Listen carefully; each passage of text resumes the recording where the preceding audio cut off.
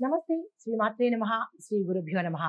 July నెల 3వ తారీఖు గురువారం నాటి దిన ఫలితాలలో పాటుగా పంచాంగం ప్రకారము ఈరోజు శ్రీ విశ్వావసునామ సంవత్సరం ఉత్తరాయణం గ్రీష్మ ఋతువు ఆషాఢ మాసం శుక్లపక్షం. ఈరోజు సూర్యోదయ సమయము తెల్లవారుజామున 5:49 సూర్యాస్తమ సమయం సాయంత్రం 6:50.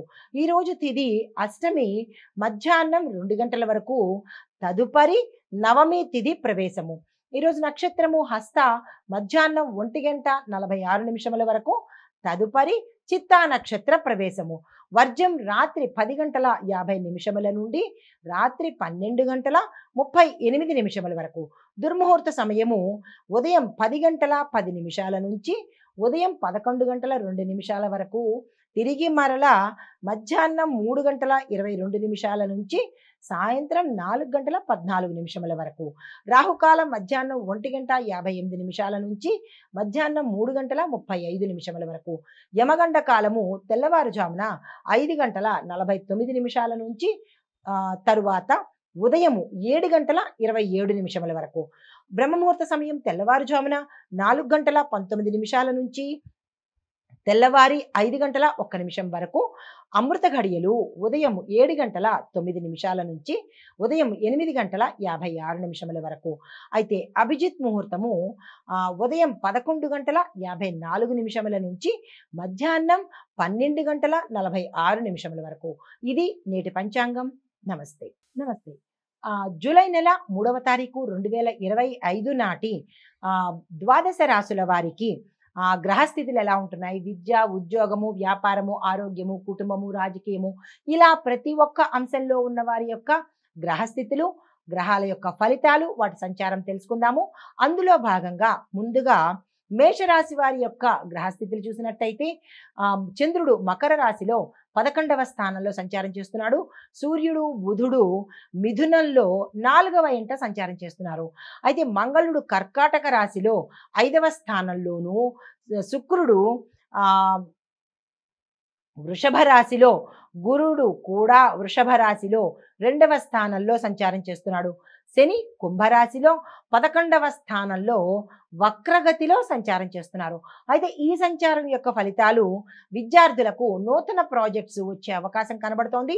రీసెర్చ్కి సంబంధించిన మంచి ప్రోగ్రెస్ను కూడా వీరు చూడబోతున్నారు.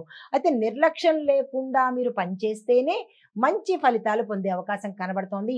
వేరే వ్యాపకాలు కానీ నిర్లక్ష్యం కానీ చేసినట్టయితే కనుక జీరోకు వెళ్ళే అవకాశం కనబడుతోంది. చాలా జాగ్రత్తగా ఉండండి.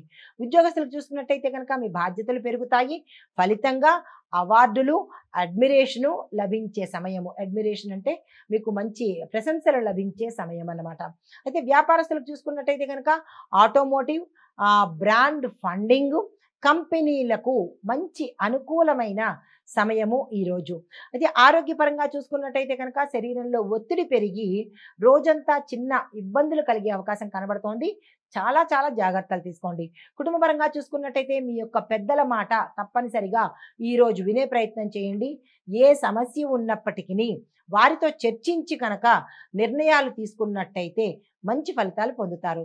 అయితే రాజకీయ సామాజిక పరిస్థితులు చూసుకున్నట్టయితే కనుక ఒక చిన్న సభ కానీ లేదా ఒక సమావేశం కానీ మిమ్మల్ని మార్చే అవకాశము, మీ ప్రసంగాలకు మంచి పేరు వచ్చే అవకాశం కనబడుతోంది. మీరు చెప్పే మాటలు ప్రజల మీద ప్రభావితాన్ని చూపిస్తాయన్నమాట. అయితే మీకు చెప్పదగిన పరిహారము, మంగళవారం రోజు ఓం అంగారకాయ నమః అనే మంత్రాన్ని 108 సార్లు చదివే ప్రయత్నం చేయండి.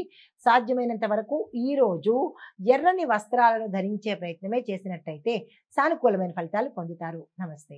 తదుపరి రాశి వృషభ రాశి. ఈ రాశి వారి యొక్క గ్రహస్థితులు చూసినట్టయితే చంద్రుడు 10వ స్థానంలో భాగ్యస్థానంలో ఉన్నాడు. తర్వాత సూర్యుడు బుధుడు కూడా మధ్యస్థానంలో 3వ స్థానంలో సంచారం చేస్తూ, శుక్రుడు గురుడు ఇద్దరు లగ్నంలో సంచారం చేస్తుండగా శని 9వ స్థానంలోను, మంగళుడు 4వ స్థానంలోను సంచారం చేస్తున్నారు. ఈ సంచార ఫలితాలు విద్యార్థులకు స్కాలర్షిప్ రావడము, సోషల్ క్యాండిడేట్స్కు అవకాశాలు ఎక్కువ రావడము, దీంతో పాటుగా శక్తివంతంగా మరింత ముందుకు వెళ్ళి బెటర్ రిజల్ట్ తెచ్చుకోవడానికి అవకాశాలు కనబడుతున్నాయి. ఉద్యోగస్తులకు చూసుకున్నట్టయితే కనుక ఎక్కువ వేతనంతో బోనస్ టార్గెట్కి చేరే అవకాశాలు కూడా ఎక్కువగా కనబడుతున్నాయి. సంస్థలు మిమ్మల్ని మీ ప్రతిభను గుర్తించి మిమ్మల్ని ఆహ్వానించే అవకాశం కూడా ఇక్కడ ఎక్కువగా కనబడుతోంది. అయితే వ్యాపారస్తులకు చూసుకున్నట్టయితే కనుక ఇంపోర్ట్ అండ్ ఎక్స్పోర్ట్ రంగాలకు స్పెషల్ అమ్మకాలు జరిగి విశేషమైన లాభాలు వస్తాయి. నూతన క్లయింట్లు కూడా వచ్చే అవకాశం కనబడుతోంది. తర్వాత ఆరోగ్యపరంగా చూసుకున్నట్టయితే కనుక శక్తివంతంగా ఉంటారు, కానీ కంటికి సంబంధించిన ఇన్ఫెక్షన్లు కానీ లేదా ఇబ్బందులు కానీ వచ్చే అవకాశాలు కనబడుతున్నాయి. దీనికి సంబంధించిన జాగ్రత్తలు తీసుకోండి. కుటుంబపరంగా చూసుకున్నట్టయితే కనుక మీరు ఏ పని తలపెట్టినా ఈరోజు లేట్ అయ్యే అవకాశం కనబడుతోంది. దానికి ఖచ్చితమైన నిర్ణయాలు ఈరోజు తీసుకోకండి. ఏ పరంగా చూసినా నిర్ణయాలు వాయిదా వేసే ప్రయత్నం చేసుకోండి. అయితే రాజకీయ సామాజిక పరంగా చూసుకున్నట్టయితే కనుక వార్తల్లో మీ పేరు నానే అవకాశం కనబడుతోంది. సామాజిక కార్యకర్తలకు అద్భుతమైన అవకాశాలు ఈరోజు అందుబాటులోకి వస్తాయి. మీకు చెప్పదగిన పరిహారము, గురువారం రోజు పసుపును దానం చేసి దానితో పాటు బియ్యము కూడా కలుపుకొని పసుపు బియ్యాన్ని కలిపి కనుక దానం చేసినట్టయితే కొంత సానుకూలమైన ఫలితాలు పొందుతారు. నమస్తే. తదుపరి రాశి మిథున రాశి. ఈ రాశి వారి యొక్క గ్రహస్థితి చంద్రుడు 9వ స్థానంలోను, సూర్యుడు బుధుడు లగ్నంలో 2వ స్థానంలోను, శుక్రుడు 12వ స్థానంలోను, గురుడు కూడా 12వ స్థానంలోను, శని భగవానుడు 8వ స్థానంలోను, మంగళుడు 3వ స్థానంలో సంచారం చేస్తున్నారు. అయితే ఈ సంచార ఫలితాలు మనకి విద్యార్థుల మీద చూసినట్టయితే కనుక కాన్ఫిడెన్స్ పెరుగుతుంది. మీడియా, లాంగ్వేజెస్, జర్నలిజం ఇవి చదువుతున్న విద్యార్థులకు మంచి ఫలితాలు వచ్చే అవకాశం కనబడుతోంది. అయితే ఉద్యోగస్తులకు ప్రొఫెషనల్స్కి కొత్త బాధ్యతలు అప్పగించబడతాయి. దీంతో పాటుగా మీ యొక్క పనితీరు మెరుగుతుంది. స్కిల్ డెవలప్మెంట్ కూడా మీకు పనికొచ్చే అవకాశం కనబడుతోంది.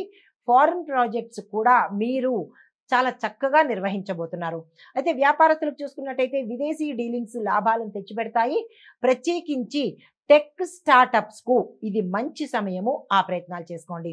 అయితే ఆరోగ్యపరంగా చూసుకున్నట్టయితే తప్ప అంటే నిద్రలేమికి సంబంధించిందే కానీ చిన్న చిన్న పెద్ద పెద్దగా మీకు ఏదో ఇబ్బందులు వస్తాయి అన్నట్టుగా ఇక్కడ ఏమీ కనిపించడం లేదు.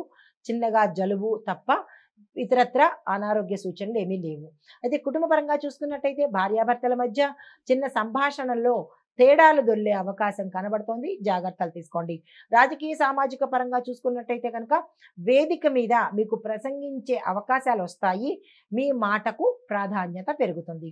మీకు చెప్పదగిన పరిహారము ఓం బుధాయ నమః అనే మంత్రాన్ని సాధ్యమైనన్ని సార్లు చదువుకునే ప్రయత్నం చేయడంతో పాటు ఆకుపచ్చ వస్త్రధారణ ఈరోజు చేసినట్టయితే విశేషమైన సానుకూలమైన ఫలితాలు పొందుతారు. నమస్తే.